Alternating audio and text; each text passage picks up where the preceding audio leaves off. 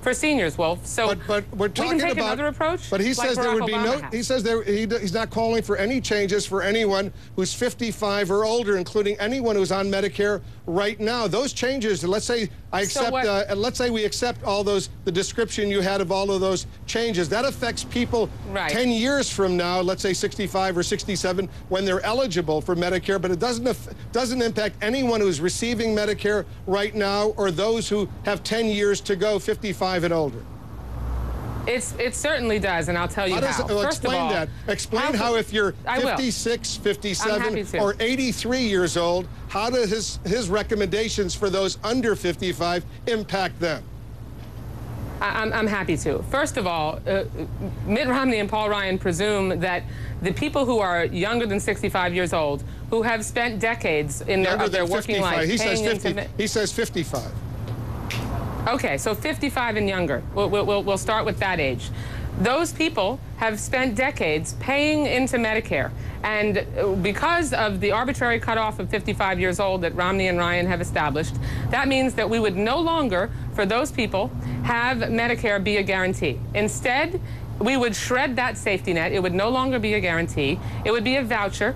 They'd pay more than $6,000 more in premiums to pay for their Medicare coverage. And because healthcare costs often rise higher than that voucher would at a faster rate, the voucher wouldn't provide for all the health care costs and cover them all. That would affect only for people who are under 55 right now. Current recipients of Medicare. Okay. Why do we presume? I mean, he says that his proposal, and he spelled it out in the House Budget Committee. He's the chairman of that committee. He says there would be absolutely no change for any. So you're familiar with his recommendations that no one over 55 would be impacted by his recommended changes. Okay, here's how though. As I said. Because, first of all, we do care that we have a safety net in place in health care for people who are 65 now and for people as they turn 65. We made a decision in the 1960s. But they would continue to have that safety net.